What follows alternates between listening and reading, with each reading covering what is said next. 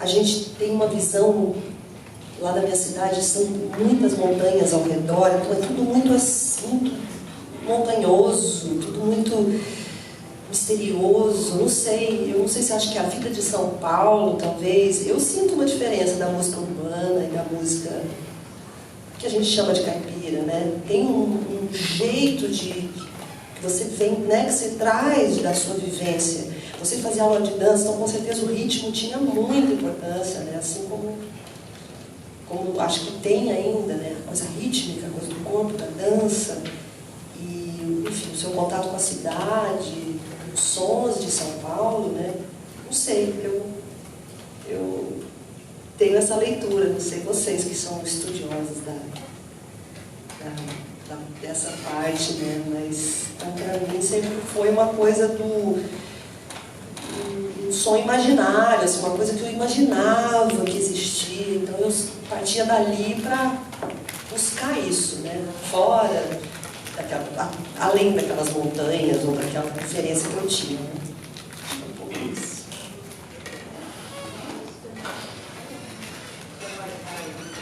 Sonho imaginário. Alguém quer perguntar?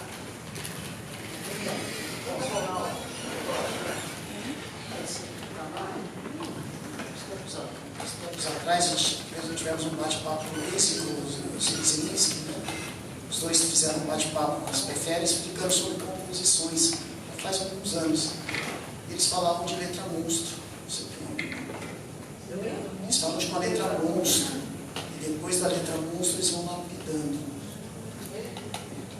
Eles... Eu vou falar disso.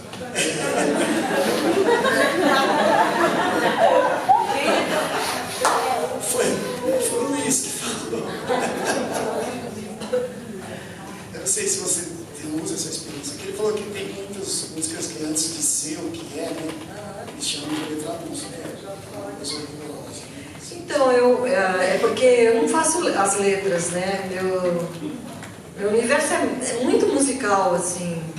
Eu tenho muita facilidade, assim, de pensar a música, né? Mas letra, realmente, eu nunca me aventurei, né? Então, esses processos assim, de fazer letra, para mim, é uma coisa muito mágica, assim. Como é que a pessoa consegue, né, pensar... Né, Alice? Eu lembro do Itamar, por exemplo. O Luiz é muito... Ele fica lá, né, uma incógnita, né, o processo dele, mas o Itamar vinha, né, na minha casa, assim, então, aquela lá, olha, vamos fazer essa outra aqui. Aí ele queria terminar a música, às vezes, lá em casa, né, começava a rabiscar, e eu lembro muito dele contando sílabas com os dedos, assim. Então, ele cantava a melodia, tá, tá, tá, tá, tá, tá, tá, tá, tá, tá, tá. Aí ele ia jogando palavras, assim, não, peraí, essa não deu, não sei, a Alice que compôs muito com o Itamar, não sei se você presenciou essa forma, né, dele, mas eu lembro que eu me impressionava muito, assim, de ver ele, para ele era uma coisa, era o processo dele, né, assim, contando nos dedos as sílabas, e ele já contava e já eu vindo as palavras que se encaixavam ali no sentido, né, para sem perder o sentido ali da coisa. Mas é que eu era um movimento inverso, né? Sim, porque eu dava a letra e ele colocava música, então, sei lá, acho que eu já dava meio dentro da métrica para ele, ou aconteceu muito depois que a gente começou a desenvolver o mesmo trabalho junto, de eu levar uma estrofe, sabe, um embrião, uma ideia, e ele puxava uma linha melódica a partir disso, e a partir da linha melódica dele eu desenvolvia o resto da letra. Mas eu só conheço a história desse lado do balcão.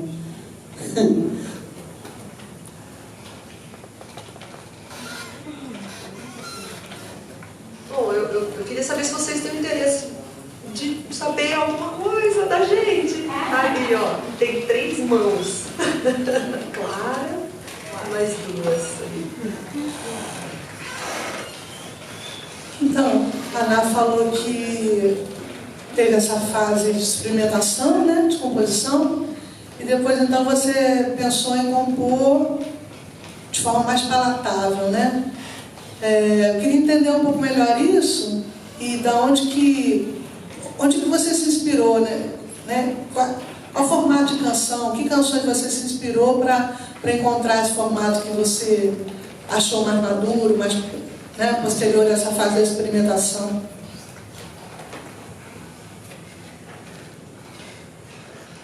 Bom, eu não sei se você respondeu muito bem essa pergunta, assim, pontualmente, né? Mas assim, porque assim, eu só componho quando eu tenho um projeto. Então eu vou fazer um disco, aí legal, então eu vou começar a compor, né?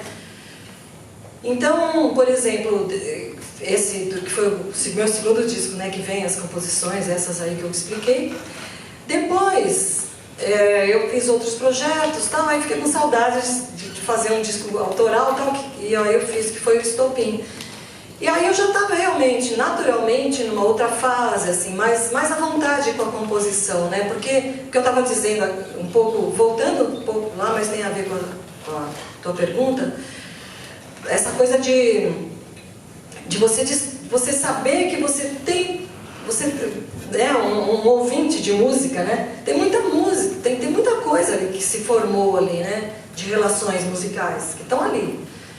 E então, quando eu estava nas primeiras composições, assim, eu sentia que eu estava, que eu era, a música para mim era um cavalo chucro, sabe, assim, que eu sabia, o bicho tá lá, e eu sei, eu pegava aquela linha, mas ela escapava, porque eu não sou instrumentista, né? Ela escapava, daí vinha uma outra ideia, mas aí ia aquela linha, né?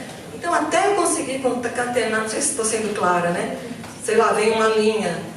Você vai seguindo aquela linha, né? Uma linha melódica, uma sequência harmônica, vem. E aí você, então tá, mas aí você não fixou aquilo direito, mas já vem um contraponto daquilo, né? Que tá tudo lá, né? Então, assim, esse foi o processo lá dessa primeira fase, né?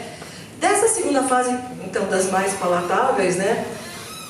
Isso aí eu já tinha passado por isso, então eu já tinha aprendido a lidar com isso, né? Então aí surgiram músicas como Canto em Qualquer Canto, que aí eu também já tocava um pouquinho mais de piano, né? Que eu fiz no piano fiz o acompanhamento, eu mesma tocando e cantando. É muito diferente você compor quando você toca e pode, ao mesmo tempo que tocar, cantarolar, porque aí você sai em melodias, né? Mais cantáveis.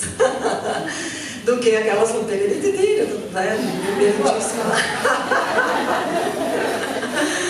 Posso só emendar uma coisa nessa pergunta? Porque você falou, eu vou emendar uma coisa e perguntar para o seu mano. Você falou, então vem uma, já está tudo lá.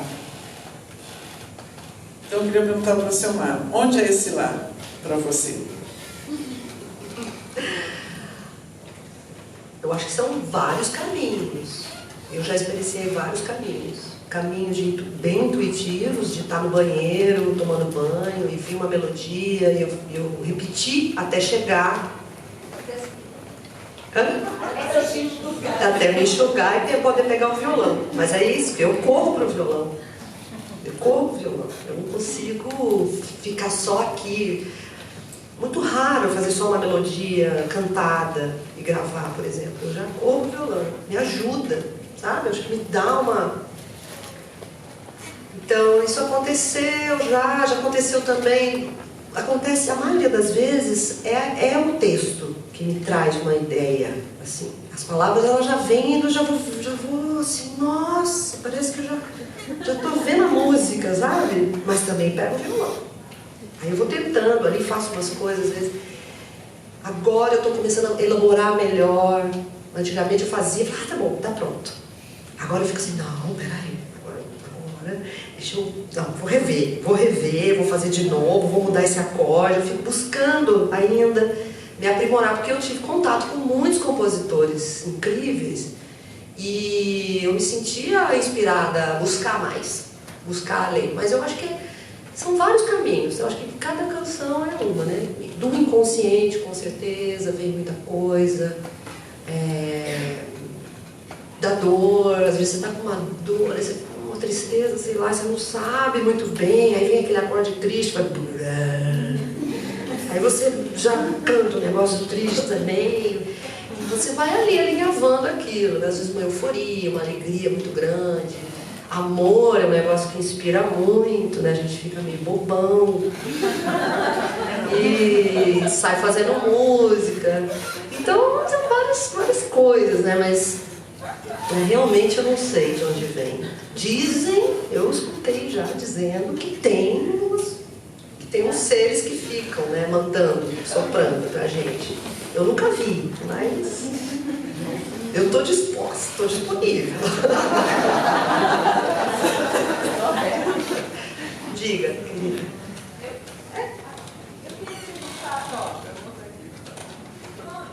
Sobre isso de composição, eu sinto que existe um tabu muito grande relacionado a isso.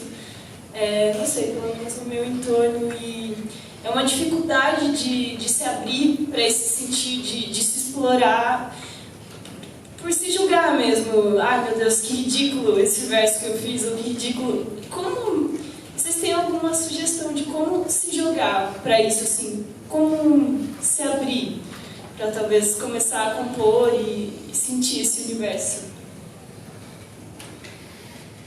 Vou falar rapidinho. Eu acho, como eu te contei para vocês, que a primeira impressão que eu tive quando eu fiz o Avesso, uma música com a Alice, foi a minha mãe dizer que parecia alguma coisa. Fiquei insegura, né? Falei, ai, puxa vida. Mas eu comecei a mostrar para alguns amigos e eu acho que aquilo foi me dando uma certa segurança, vai. Mas a gente nunca está seguro completamente, se aquela música é boa ou não é, se a pessoa vai gostar ou não vai. Mas eu acho que ter amigos sinceros é importante.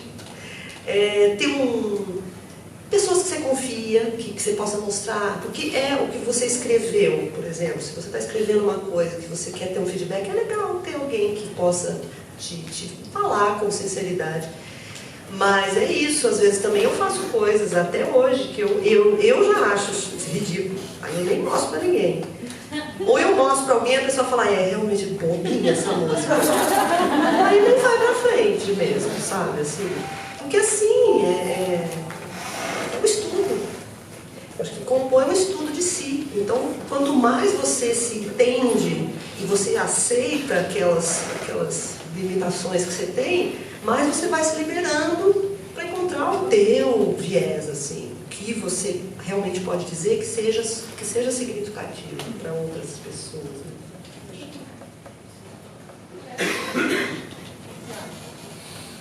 Eu acho que faço minhas suas palavras. Eu acho que assim, eu acho que o que é fundamental é você gostar da própria viagem, né? Eu acho que o próprio prazer de fazer, de experimentar, de procurar esses caminhos, né? Eu acho que assim, o que me levou a compor foi o meu grande prazer nessa busca, independentemente do resultado, né? Que fosse chegar, assim.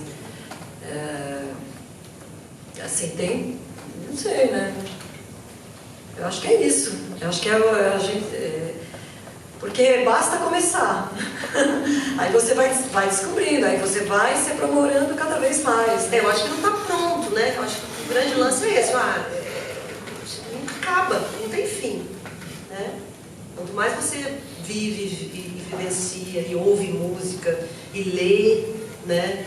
E conversa e tem a dinâmica do cotidiano, mais eu acho que você vai desenvolvendo, né? Vai caminhando para um lugar, para um outro.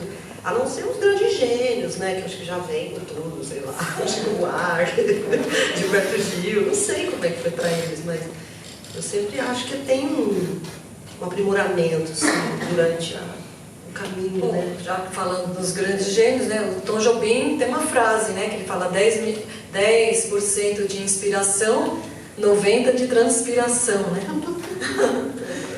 dizer, você tem uma ideia, daí você fica ali 90% elaborando ela até chegar, né? Então, tem muito dessa essa disposição do compositor também de ir cada vez, né, chegando num ponto, que aquilo, né, já passou por um processo grande, né? Então, mas o que eu descobri, por exemplo, desde essa época do Avesso, e aí comecei a cantar o Avesso nos shows e vi as pessoas assim, cantando junto, elas já estavam ali, entregues para a canção, porque é uma canção simples.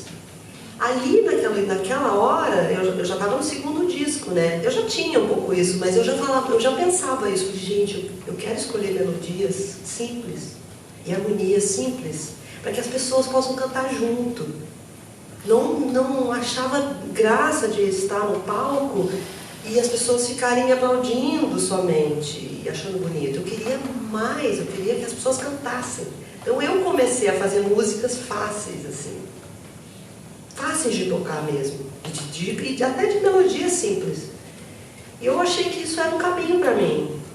Né? Depois eu fiz o Achou com o Dante, ali eu tive que penar um pouquinho, porque eu tive que estudar aquelas melodias mais complexas do Dante. O Dante é arquiteto, então a cabeça dele é todo, né? Vocês são irmãos, não é à toa, porque vocês pensam em todas as linhas, pensou no baixo, pensou naquela, então é tudo arquitetado. Então ali foi um grande aprendizado para mim, porque eu pude sair um pouco daquele lugar que eu tinha já buscado, a dindinha, que primeiro, bem simples, né? Bem cantável, assim, e passar para o Achou, que foi um desafio já de estudo, né? O Serginho sabe, a gente foi estudando meses para gravar o disco e tal.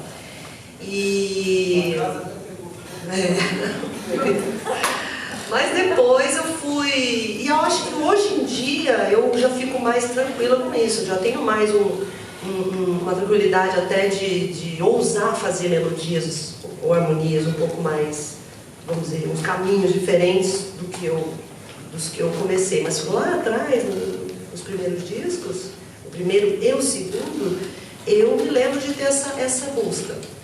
Canções simples, melodias simples, que fossem fáceis das pessoas cantarem junto e tal, porque eu gosto muito, até hoje eu gosto disso.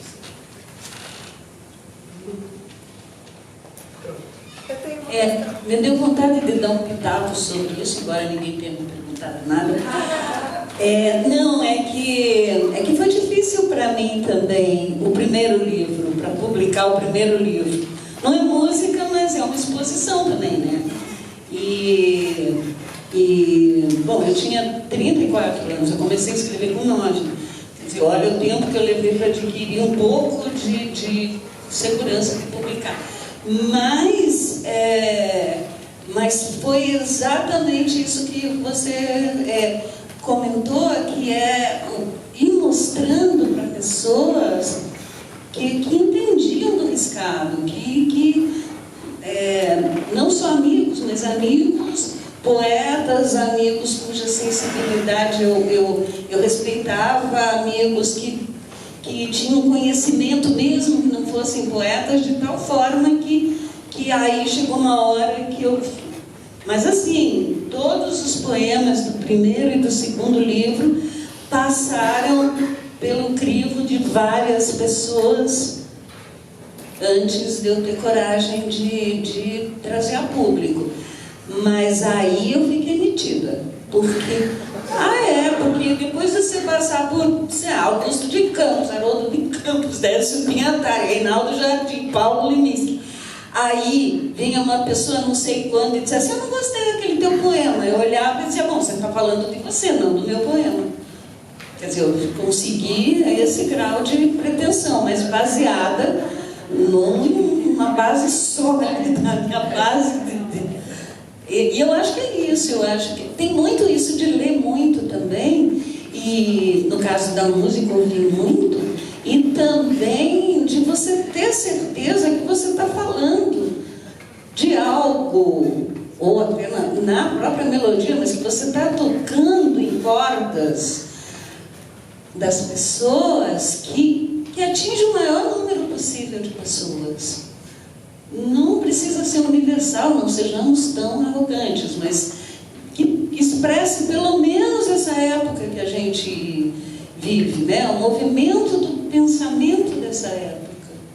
E aí, para isso, você precisa ir fundo, não só no que está sendo produzido, mas nas pessoas mesmo, né? Olhar o ser humano. Olhar o ser humano olhar para fora. E ver o que teu é de todos. O que o teu que é só teu não interessa. Não vem ao caso, só interessa você. O teu que é de todos que interessa. Quanto ao, assim, música bobinha, eu também tenho uma coisa para contar, que é, sei lá, tem matéria de poesia também, tem aquele meu poema bem curtinho, que para mim é só uma frase que virou um sucesso quase que internacional, que é Ai, me deu um branco. Era uma vez uma mulher que via um futuro grandioso para cada homem que a tocava. Um dia, ela se tocou. Não é nada. Quando eu escrevi isso, era um raciocínio sobre a questão feminina de querer mudar o homem, de idealizar o amor. Gente, é um sucesso isso. Eu estou falando isso porque a gente não tem noção do que é bobagem ou não. Às vezes, abobrinhas não, minha Itamar. A gente fez morrendo de rir. A gente, cada verso é uma gargalhada. E as pessoas curtem. E eu acho que isso, sabe, o bobinho, às vezes, é o espaço do lúdico que todo mundo está querendo, está precisando. Falei demais, desculpe, não falo mais.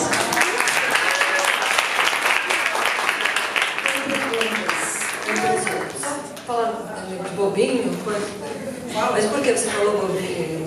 Não, foi da simplicidade das melodias. Não, então, mas eu acho que simplicidade é uma coisa. Mas né? eu achava bobinho às vezes. Eu acho. Porque Não que as a pessoas grande acham. arte é você ter a comunicação mesmo, né? Eu acho que são os processos de cada pessoa, né?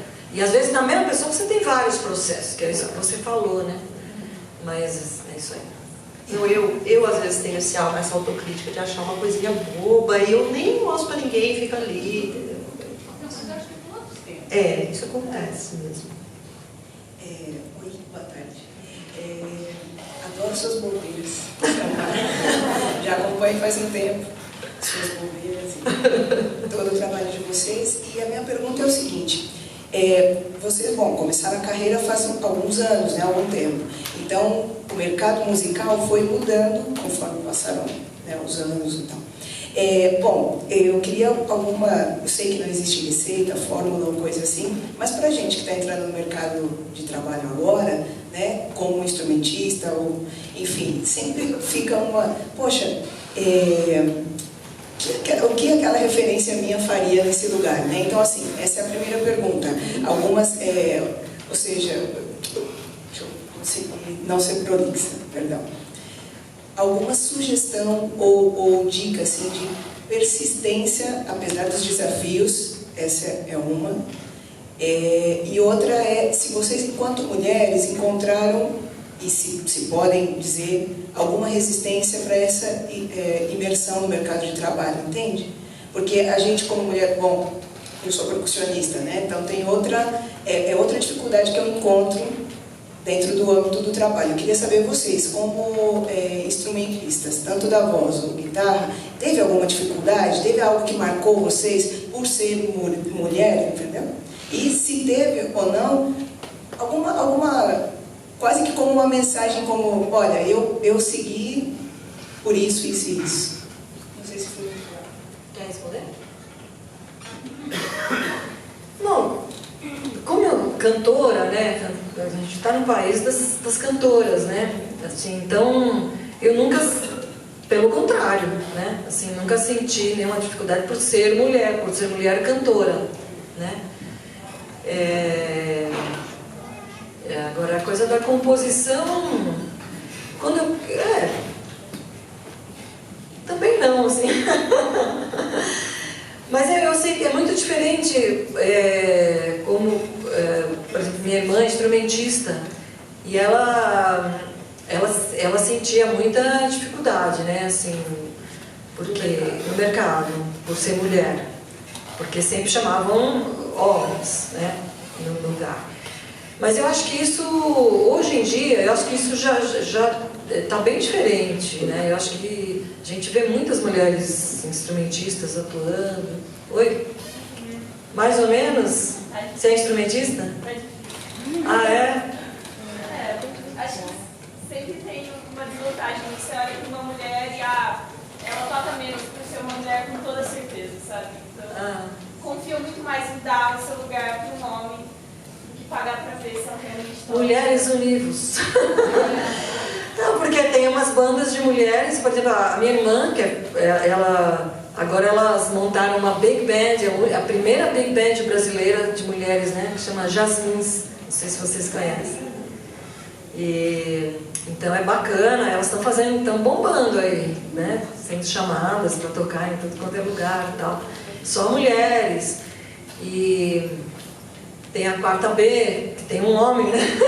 Mas que elas arrasam também, né? Vocês conhecem a quarta B? Que até umas saíram aqui da Unicamp, né? A Maria Beraldo e a... Chicão. É o único homem da banda, né? Mas eu vejo muitas mulheres, as orquídeas mesmo, né? Eu acho que existe isso. Tá bom, tá difícil, então vamos formar uma banda de mulheres. Mas eu acho que a questão que ela levantou, elas duas, não é isso. É como que as mulheres podem entrar no mercado. Que não tem que ser uma banda de mulheres. Exatamente, no mercado, como instrumentistas e tal. Então, mas eu acho que primeiro você tem que atuar como instrumentista. Aí você começa, né, você sendo um instrumentista que está tocando para lá e para cá.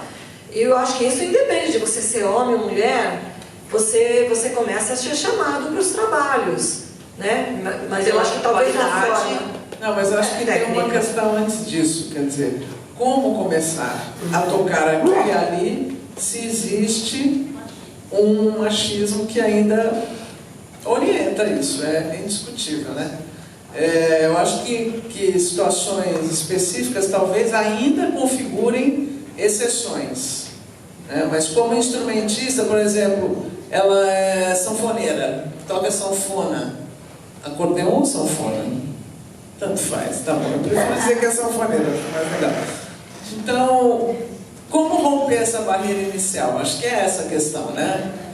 Quer dizer, como não ser preterida se aparecer um rapaz da mesma idade, com o mesmo histórico, pela simples discriminação de Então, gênero. eu entendo tudo isso, mas eu acho que a resposta é você crie o seu caminho. A resposta que eu tenho a dar. Porque como é que você vai fazer o quê? Brigar com os outros caras? Falar que ele foi chamado, que não, vai ficar a vida inteira brigando, né? Então eu acho que você tem que criar o teu caminho. Cria o teu som, sabe? Seja a band líder. Seja a banda, chama você vai convidar quem você quer que toque. Invente, né? Porque a gente, como cantoras, né, eu também não senti muito isso. Era até o contrário, justamente. Ai, que voz linda! Eu não era bonita, eu era toda esquisita, mas tinha uma voz afinada. Então, nossa senhora, eu só queria cantar, né? Porque eu me sentia uau. Mas tem isso ainda, né? As cantoras ainda têm essa cobrança, né? Pelo menos tinha na época que eu comecei. Tem que ser linda, tem que fazer academia, tem que ser malhada, tem que não sei o quê, papapá. E me dava uma preguiça, eu falava, ai, não vou entrar nessa, vou deixar meu cabelo do jeito que é mesmo. Faço um gel, um negócio, mas não quis entrar nesse caminho, sabe, da estética. Isso era bem cruel há um tempo atrás, né, Nath? Acho que hoje em dia eu não sei se tem tanto assim essa coisa. A gente vê cantoras muito mais livres, né, na sua natureza, assim. Mas então eu também não sentia assim preconceito, não. Às vezes eu ficava sem graça porque tinha uns músicos, puta músico lá tocando uns violão, não sei o que, solando, e eu sou lá com o meu violão básico, né? Mas eu falava, não faço violão básico. Você sola aí, eu faço base. Eu ficava no meu violão de base, mas era importante, porque era o meu ritmo. Então eles tinham que vir atrás de mim, né? Eu já vi também muito músico que não quer saber, que vai solando em cima, que não tá nem aí, mas eu fazia questão, assim, e sempre fiz questão, olha, vocês estão me ouvindo? Tá todo mundo me ouvindo? Porque vocês vão ter que ir atrás de mim, do meu violão de base, né? Que conduzia o resto, né? Então é isso, você vai buscando esse entendimento também com os músicos. Geralmente é um mundo de homens, realmente. Eu costumo ter bandas de homens e a gente viaja junto, então você começa a ter que, né, fazer um equilíbrio ali entre o dia que você está com TPM, os caras têm que aguentar, não tem como sair, entendeu? Assim, você vai fazendo também com que os homens entrem no teu universo real, né, do que é verdadeiro, né? Hoje eu estou TPM, hoje eu não sei o quê, meu filho está doente, eu estou aqui, mas meu filho está doente. Então, assim, são várias questões que você vai dividindo também com eles, na real, para poder trazê-los para perto. Acho que é só assim que a gente muda os homens. Quando a gente traz eles para a nossa realidade, sem dó. As mulheres geralmente têm muito dó, né? E pena. Ah, vamos lá, não, tudo bem, deixa o cara lá, ele não está sentindo isso, mas vamos dividir mais o que a gente sente, as nossas angústias e tal, porque aí eles passam também a entender o universo feminino, que é tão complexo, né? Então eu também não senti isso que a gente está falando, assim, preconceito não, dificuldades normais, eu acho que de toda a profissão, né? De falta de dinheiro, falta de patrocínio, falta disso, falta daquilo, a gente vai indo, né? E é isso, mas também construímos de um jeito que não é um jeito, vamos dizer assim, convencional, né? Um jeito muito próprio de fazer. Acho que cada um faz um jeito próprio, né? Sua música. Boa tarde. Vocês falaram muito do processo de composição e também de um processo, acho que comum às duas, de partir muito ali do instrumento, né? Enfim. E aí eu fiquei me perguntando assim, porque eu escuto muito as duas e me toca muito a voz de vocês para além da palavra. E aí eu queria perguntar assim, como que foi esse encontro de vocês com a voz de vocês mesmos, assim, né? Assim, como que vocês chegaram nisso, porque eu acho que toda cantora, assim, igual a Ana falou assim, porque a Elisa era uma grande referência, acho que para todo cantor quase é isso, assim, né? Enfim, a Elisa é uma referência. Mas aí tem aquele momento da gente com a gente mesma, né? Que eu acho que é o mais difícil de se escutar. E como que vocês se encontraram enquanto vozes, assim? Obrigada. Eu acho que isso começa a acontecer, a gente começa a se ligar nisso quando começa a trabalhar profissionalmente, né, Silmar? Porque enquanto você não você não tem aquela responsabilidade, você tem ali um eterno, né, tá cantando ali. E aí quando você já, né, você começa a tá no lugar onde você se expõe então eu lembro muito assim, né, quando eu comecei no Grupo Rumo, né, os primeiros shows, eu tinha essa preocupação assim de ter de descobrindo qual que era a minha personalidade, né, porque eu jogava em tudo quanto é time até então, né. Então eu comecei a parar de procurar isso fora, né, nas outras intérpretes e tentar descobrir essas canções, como é que elas falavam dentro de mim, né. Então foi isso.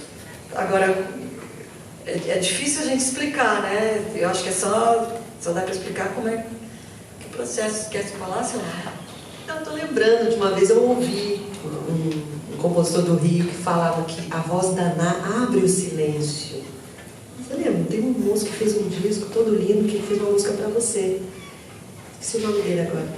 A voz da Ná abre o silêncio. E muito interessante que você falou da voz. Eu estou pensando aqui também. Eu acho que para mim o momento mais crucial foi aos 16, quando eu subi no palco da minha cidade para o festival, né, que eu fiz uma musiquinha e toquei violão que meu pai tinha me ensinado e tal. Fui lá para o festival, que a minha cidade tem essa tradição, a todo mês de julho tem um festival de inverno lá. E é a primeira vez que eu subi ao palco. Então acho que eu não esqueço, a minha emoção, quando eu comecei a cantar, e eu vi a reação das pessoas, não era pelo que eu estava falando, pelo violão, que eu tocava mal ainda, aquela coisa, né? Mas elas foram ficando de um jeito que eu percebi assim, nossa, tá chegando no lugar delas. Deve ser o coração, deve ser a emoção, deve ser um lugar muito sensível daquelas pessoas. Não todo mundo, né? Mas a maioria ficava um pouco assim, sabe? Tanto que eu passei muito tempo com aquela ideia de que a minha voz era muito doce. Então eu tinha que cantar coisas muito suaves. Aí depois eu percebi, não, mas espera aí, também posso cantar uma coisinha mais assim que vai dar certo também. E comecei a descobrir que podia cantar uma coisa com ritmo, uma coisa, sabe, um texto, uma melodia mais forte, que também podia chegar. E eu fui experimentando isso com o público, vendo a reação. E aí eu fui descobrindo, também não preciso gritar, porque eu acho que gritar não tem a ver. Então eu vou ficar só cantando, né, ali nos agudos, nos graves, no ritmo, mas gritar, acho que eu não vou gritar, porque tem uns que gritam, né? Sabe uma coisa rock and roll, fica fora. Eu falei, não, gritar eu não vou. Então, assim, muitos caminhos até você, mas muito o feedback das pessoas. O que as pessoas estão sentindo quando estão ali no show? Elas vão para vários lugares, mas assim, eu acho que chega num lugar de emoção muito genuíno, assim, muito puro, um lugar muito puro das pessoas, assim. E aí eu falei, ai, que delícia. Então é isso. É isso que eu quero mesmo. E eu fui buscando isso cada vez mais. Né? Eu acho que é tão dinâmico, assim, tudo é tão dinâmico, né? Porque você, por exemplo, agora, né, assim, depois de tantos anos, né, às vezes eu tenho vontade de visitar aquela que cantava na adolescência, sabe? O jeito de sentir, era porque eu mudei, né? A gente vai mudando. Então, às vezes eu estou muito nesse caminho agora de tentar visitar aquela Ná, né? Que, sei lá, que cantava na adolescência sem se preocupar com que rumo ia seguir, sei lá. Mas E é legal você se visitar ali, né? Buscar um jeito que você sentia as canções. Aquilo vai contribuir muito, né? Porque você já está numa outra fase, né? Num outro lugar. Então, eu gosto dessa dinâmica de vai e vem, sei lá. Mas eu senti muito isso na Holanda, quando eu morei lá, que as pessoas não entendiam nada que eu estava cantando, né? A maioria não entendia. Então eu começava o show, tava todo mundo assim, né? Holandeses, todos formais, assim, na cadeira. Na terceira música, eu vi umas pessoas assim, ó.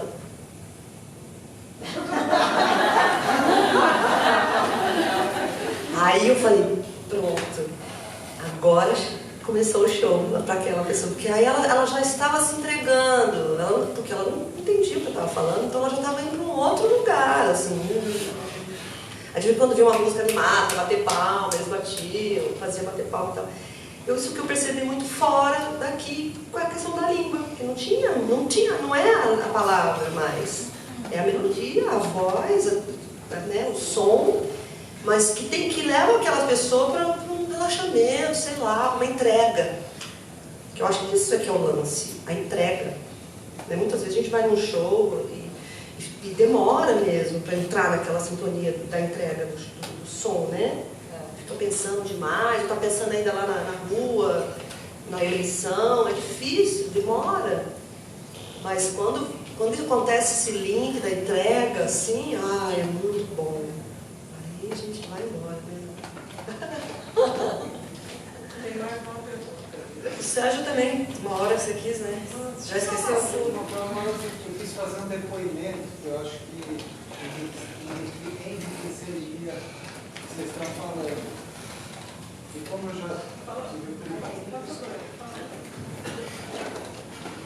É que a Selmar contou, quando a gente estava preparando o disco a show, né?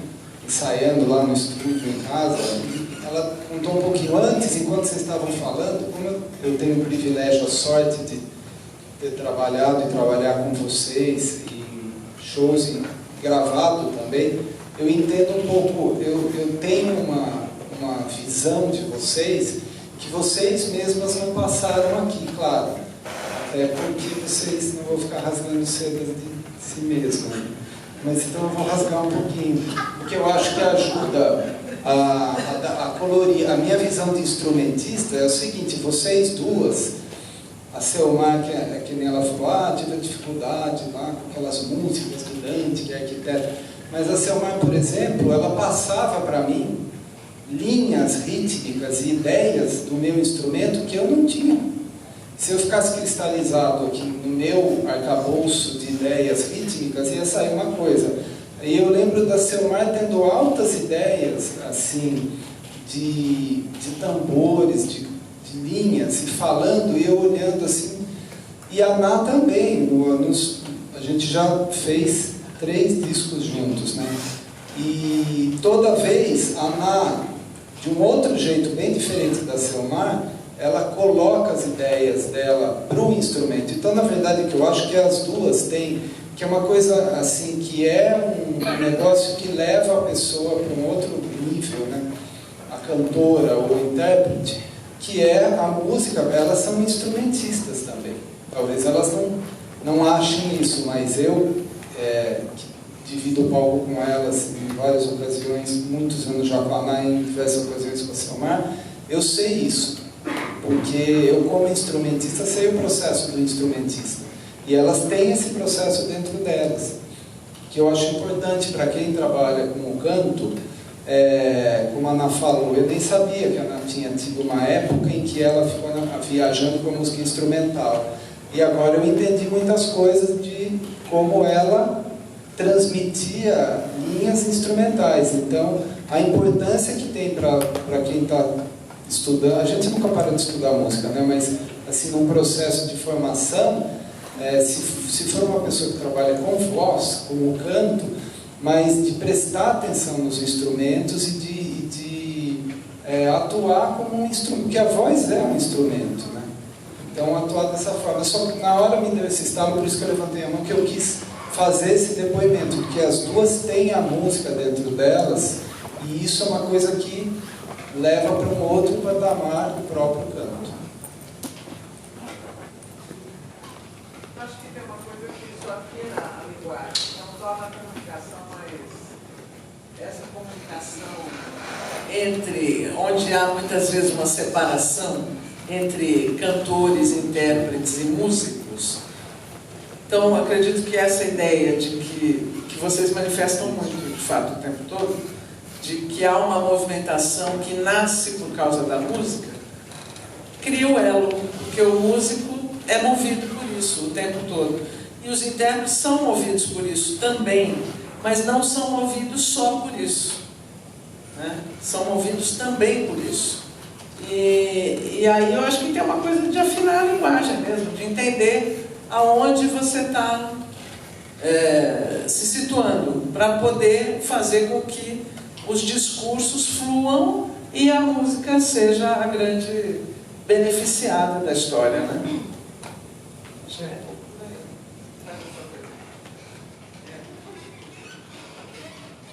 Eu vou fugir um pouco do tema. Vocês falaram bastante da trajetória de vocês. Queria saber o que está rolando, assim, que projetos estão em andamento, o que vocês estão fazendo agora? Eu queria complementar, só para trazer um pouco mais assim, que era essa a minha pergunta.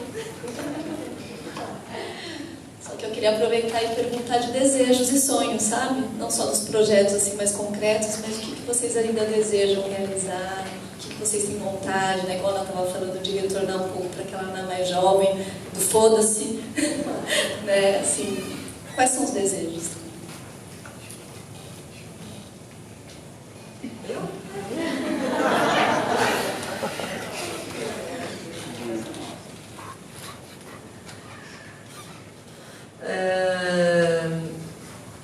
Bom, esse ano, projetos, né? Primeiro, que desejo. Esse ano eu acabei me envolvendo porque o Grupo Rumo, que eu comecei, foi convidado pelo um produtor, que é o Márcio Arantes, para fazer um disco novo de inéditas, uma coisa que a gente nem imaginava. Então acabei me envolvendo muito esse ano com isso. Fora os outros projetos, né? Esse ano a gente fez até com o Sérgio, a gente fez um projeto que é uma releitura do disco Canção do Amor Demais, que está completando, da Elisete Cardoso, que está completando 60 anos esse ano. Então, uma coisa que a gente fez, né, levantou esse disco inteiro, fez algumas apresentações, e está na pauta, assim, a gente pretende levar adiante, porque ficou bem bacana, e uma experiência incrível, assim, cantar esse repertório, né? Então, aí o Grupo Rumo, e eu tenho feito muitos outros projetos, assim, informações menores, né? Eu tenho um duo com o Zé Miguel Wisnik, tenho um duo com o Luiz Tati. Então, ficam pipocando, assim, os shows nessas diversas formações, e mais esse envolvimento aí com o disco do Rumo. E aí meus projetos para o ano que vem seria realmente dar sequência a isso que já vem acontecendo. E sei lá, tem sonhos que não faltam, né? Pois ideias, né? A gente tem o tempo todo tem ideias, tal, e eu tenho muita vontade de voltar a fazer um disco autoral também. Então, para isso, eu preciso me organizar aqui, né? Organizar minha agenda interna para partir para as composições. As ideias estão, assim, mexendo comigo, né? De coisas, caminhos onde seguir, mas ainda, efetivamente, não consegui parar para mexer com isso. E é isso, né? As coisas vão acontecendo também, acabam vindo muitos convites, né? Tem um show que nós fizemos, foi esse ano ainda, né? Também, então muita coisa já aconteceu. Fizemos um show que se chama Substantivo Feminino, com a Regina Machado, foram 4 compositoras, né? Regina Machado, Badia Sade, Lucina e eu. Nunca tínhamos tocado juntas, então foi uma experiência incrível. Foi muito bacana, nós mesmas, quer dizer, a banda éramos nós mesmas, né? Foi bem legal, foi bem rico, assim. Isso aí pode ser que a gente também faça um repeteco aí. Seu nome? Tô numa crise agora, um momento de crise artística, entre fazer um projeto novo, mas eu quero uma coisa bem nova mesmo, e estou buscando isso, buscando esse entendimento, o que será o próximo trabalho, né? Já tenho feito músicas, elas estão chegando devagarzinho, mas também questiono muito esse processo todo que faz um disco, aí passa 3 anos, já começa a me dar uma angústia, eu tenho que fazer outro disco. Aí já passaram 4 anos do último disco, né, que foi 2014, então eu já estou assim, será? E agora? Mas, então, o Viola Perfumosa é um disco, um projeto especial, vamos dizer assim, né? Quer dizer, não é um disco meu, que fui eu que fui lá labutar e tal. Mas sim, temos um disco deste ano que se chama Viola Perfumosa, mas é um projeto coletivo. Mas essa coisa que me move assim, para um próximo trabalho que fica por aqui, assim, né? Nesse lugar do inconsciente tentando se manifestar, né? Mas se ainda cabe sonhar, né? Se ainda podemos sonhar, eu acredito que continuarei fazendo as mesmas coisas que eu sempre fiz, compondo, indo para o estúdio, gravando, fazendo shows, se o Sesc não fechar, se as universidades não fecharem, se tudo continuar como é, a gente ainda sonha, né? Mas não estou me dando o direito de sonhar demais.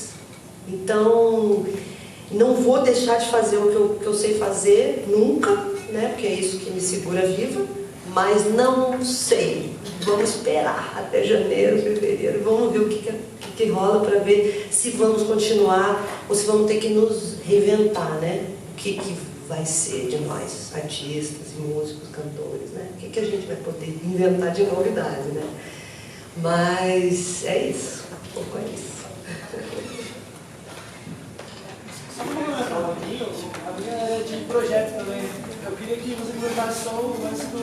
Você fez uma participação do Cortes Curtos do Kiko, né? Kiko Tinucci. Eu queria perguntar se você acompanha essa cena assim, em São Paulo atual, assim, se você tá com a galera pra tentar, assim, se você acompanha isso de perto, assim, como que foi isso? Super! Nossa, eu adoro. Inclusive eu gravei um disco, né, como Passo Torto. Sim. Foi lançado em 2015 e eu sou muito assim, muito entusiasta, né, do que está rolando na música, na cena musical, né. Recentemente eu conheci os Amanticidas, que a Suzana me apresentou, que é uma geração até mais nova, né? Eles têm uns 24 anos, 25. São músicos impressionantes, eles têm uma estética assim, incrível. Eu fiquei impressionada. Fui convidada para fazer uma participação no show deles e fiquei assim, completamente embasbacada mesmo, com a qualidade do que vinha ali, de ideias, né? De resoluções. Os caras tocam muito bem. Incrível. Então é isso, né? As meninas da quarta B também, fui participar do show delas e... eu falo delas porque a maioria é meninas, mas tem o Chicão. Arrasam! Nossa, eu levei meus irmãos que são músicos para assistir e eles são muito voltados, minha irmã, instrumentistas, né? Uma pessoa muito atualizada, muito crítica, assim. Eles ficaram de queixo caído, assim, com as meninas, né? Assim, são excepcionais, assim, né? Então, isso para citar só alguns nomes, né? E fora o pessoal do Metá e tal, né? Que já vem vindo aí, né? Fazendo coisas incríveis e muita gente, né? Muita gente incrível. E eu acho que, seu Mar, pode se animar aí, porque eu acho que... já passamos por tantas. Que é isso, gente? Vamos passar por nada vai nos deter, nada. Não, eu tô no processo criativo, mas eu digo assim, o que realmente fica mais complicado de fazer programações muito certeiras. Talvez as nossas referências tenham que ser outras, né? A gente vai ter que reinventar. Mas inventar é com a gente mesmo. Então, eu acho que a gente tem que ser como a água. Não, mas por exemplo, você fala de sonho. Você interrompe, faz uma barreira aqui, a água dá um jeitinho e vai, encontra o caminho dela. Então eu acho que é isso aí, sejamos como a água. Mas por exemplo, fala de sonho, eu fico já assim, então vamos fazer um teatro. Meu sonho era ter um teatro, que não precisasse depender de ninguém, que ficasse todo mundo, né? Todo mundo pudesse ir lá tocar. E aqui ele se mantivesse sem ajuda de governo, sem nada, entendeu? Esse tipo de coisa que a gente não sabe se ainda sonham ou se nós vamos para a rua mesmo. Então vamos para a rua, vamos ocupar a Praça da Sé, a Paulista, vamos tocar lá, vamos montar um som lá. Entendeu? Assim, é só... Mas com certeza a gente vai achar os caminhos, a gente acha. Eu fiquei lembrando lá em Caruaru, naquele show da Flávia, que as pessoas, lembra que ela levantava, ela cantava uma música, ela parava e as pessoas levantavam e começavam a falar versos? Quem? Da Flávia Ferro. A Flávia? A Flávia, desculpa. A Ana foi comigo, né? A Ana foi também. Então, que assim, levantou um molequinho de 5 anos e começou a falar, lembra disso? Foi lindo aquilo, né? E eu fiquei pensando isso em Pernambuco. Quando eu vi aquilo, a minha sensação foi: ainda teremos resistência, porque a cultura está na população. E eu fico pensando que talvez um caminho que a gente possa seguir é realmente voltar a cultura para a população, porque a gente tinha lá, eu não lembro quem lá estava falando, não, a gente não precisa de uma casa de forró aqui, porque tem forró em todos os quintais. Então as pessoas vão lá, tá tendo forró aqui no vizinho, então eu vou ali no forró. Então, de voltar, eu acho que a gente tem como resistir, tem como fazer. Uma das questões, um dos pensamentos que eu tenho elaborado é esse, assim, vamos para a rua. Ao invés de a gente continuar nos teatros, vamos para a rua. Vamos ter que sair. Vamos passar chapéu, né? Vamos ter que sair dos nossos esquemas, né? Porque pode ser que eles não sustentem mais. Mas vamos ver daqui a pouquinho.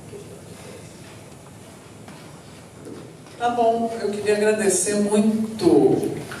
Obrigada. E pedir, obviamente, para a gente encerrar com as cantorias aí, né? Obrigada demais. Muito obrigada. Obrigada, Regina. Obrigada a todos. Obrigada, Ana. Também agradeço a todos.